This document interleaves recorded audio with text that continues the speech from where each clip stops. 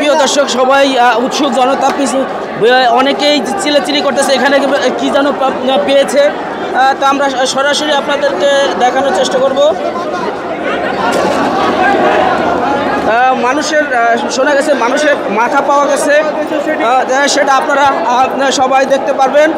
আপনারা যারা যারা আছেন মানুষের মাথা পাওয়া গেছে বলে, ওই মানুষের মাথা পাওয়া গেছে বলে কোথায় কোথায়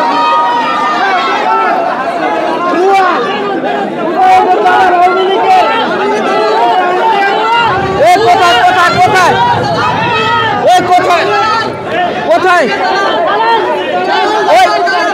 কি হয়েছে কি হয়েছে কি হয়েছে? হ্যাঁ ওই যে বলতেছে যে মানুষের হাত পাওয়া গেছে। আর কি ঘটনাটা কি বলছে উনি? ভাই একটু কথা বলা যাবে? একটু কথা বলা যাবে না আপনার সাথে?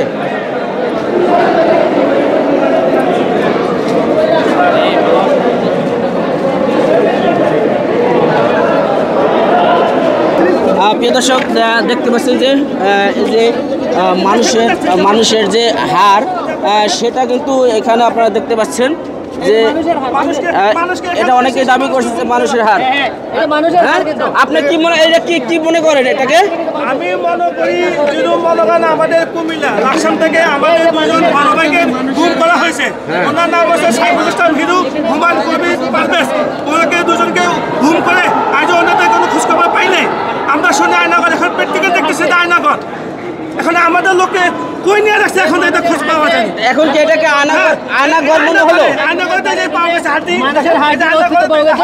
এখানে জায়গাটি ভিজা, এখানে পানি ছিল, পানি নিষ্কাশন করা হয়েছে। আয়নাগরের যে কথাটা বলেছিল এখানে এই যে মানুষের হাড় পাওয়া গেছে। প্রিয় দর্শক হাড়টিটা দেখেন, এই যে বিভিন্ন মানুষ, এটা মানুষের হাড় বলে অনেকে দাবি করতেছে। আপনারা একটু সবাই একটু এটা ল্যাবে যদি পরীক্ষা করা হয় তারপরে জানা যাবে যে এই যে পানি নিষ্কাশনের পরে এরকম মানুষের হাড় পাওয়া গেছে।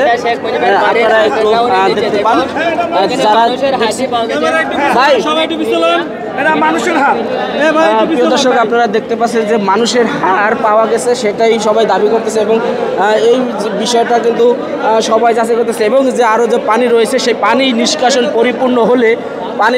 পরিপূর্ণ হলে হয়তো আরও হাড়ের গুঁড়ো পাওয়া যেতে পারে। কারণ এখানে আধুনিক প্রযুক্তিতে হয়তো এমন কোনো ঘটনা ঘটতে পারে যে যেটাকে নিশ্চিহ্ন করে দেওয়ার চেষ্টা চালিয়েছিল দীর্ঘদিন ধরে।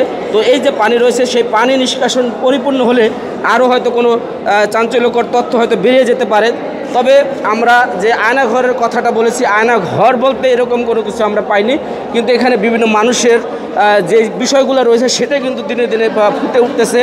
তো আমরা আসলে এখনও জটের মধ্যে রয়েছি যে আসলে কি এখানে এমন কোনো অকারেন্স ঘটেছিল কি না যেটা বিভিন্ন নির্মম ঘটনা, মানুষের আর্তনাদ, মায়ের হাজারো মায়ের কান্না হয়তো এই জায়গা থেকে মানে নীরবে নিভৃতে হয়তো কেঁদে কেঁদে এই জীবনটা শেষ হয়েছিল, এমনই ঘটনা হয়তো ঘটেছে যে মানুষের হাড় পাওয়া গেছে। প্রিয় দর্শক আপনারা শেয়ার করে জানিয়ে দেবেন যে ধানমন্ডি 32-এ সেই আন্ডারগ্রাউন্ডে মানুষের হাড়ের সন্ধান মিলল।